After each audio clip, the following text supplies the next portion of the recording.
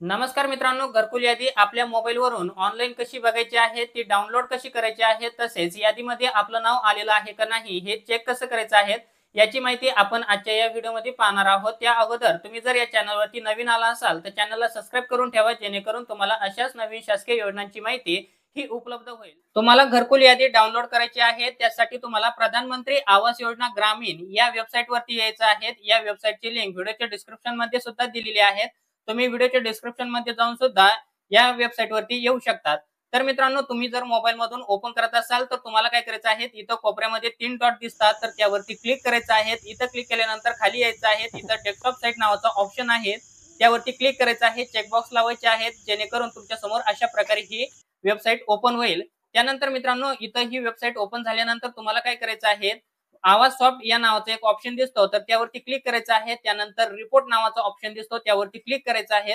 इथं क्लिक केल्यानंतर तुमच्या समोर अशा प्रकारे ही वेबसाईट ओपन होईल. तर तुम्हाला स्क्रोल डाऊन करून खाली यायचं आहे. इथं खाली आल्यानंतर तुम्हाला एच म्हणून एक सोशल ऑडिट रिपोर्ट नावाचा ऑप्शन आहे.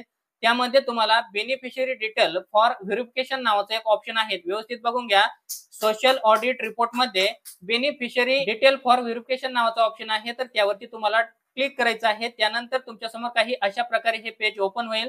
त्यानंतर इथं आपल्याला आपलं राज्य निवडायचं ऑप्शन आलेलं आहे. आपल्याला आपलं महाराष्ट्र राज्य हे सिलेक्ट करायचं आहे. त्यानंतर आपला जिल्हा सिलेक्ट करायचा आहे. त्यानंतर आपला तालुका सिलेक्ट करायचा आहे. त्यानंतर आपलं गाव हे सिलेक्ट करायचं आहे. गाव सिलेक्ट केल्यानंतर इथं खाली तुम्हाला वर्ष सिलेक्ट करायचं आहे. तुम्हाला कोणत्या वर्षाची इथं घरकुल यादी बघायची आहे, 2024, 25, 2011 पासून इथं 2010 ते 11 पासून, तर तुम्हाला 25-26 पर्यंत बघता येणार आहे. तुम्हाला ज्या वर्षाची इथं चेक करायची आहे, तुम्ही त्या वर्षाची इथं चेक करू शकता.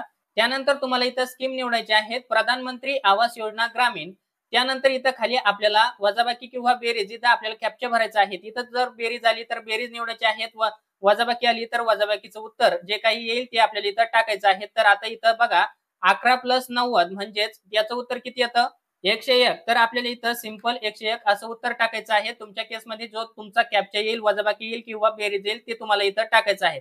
त्यानंतर सबमिट म्हणायचं आहे. इथं सबमिट म्हटल्यानंतर आपल्या गावामध्ये जेवढे आतापर्यंत घरकुल आलेले आहेत, तेवढे सर्वांची नावं तुम्ही या ठिकाणी बघू शकतात. कशा पद्धतीने आपल्याला घरकुल यादी ही चेक करायची आहेत. आपल्या गावामध्ये कोणत्या व्यक्तीचं घरकुल यादीमध्ये नाव आलेलं आहे, तर ते तुम्ही इथं अशा प्रकारे चेक करू शकता. तुम्हाला जर ही यादी डाउनलोड करायची आहे, तर तुम्ही डाउनलोड एक्सेल या नावावरती क्लिक करून तुम्ही एक्सेल स्वरूपात ही यादी डाउनलोड करू शकता, किंवा तुम्हाला पीडीएफ स्वरूपात हवी असेल तर तुम्ही इथं फक्त डाउनलोड पीडीएफ म्हणायचं आहे. तुम्ही पीडीएफ स्वरूपात ही यादी डाउनलोड करू शकता. तर अशा पद्धतीने तुम्ही तुमच्या मोबाईलवरून घरी बसल्या ऑनलाईन तुमची गावची घरकुल यादी डाउनलोड करू शकता. त्या यादीमध्ये आपलं नाव आलेलं आहे का नाही हे देखील चेक करू शकता.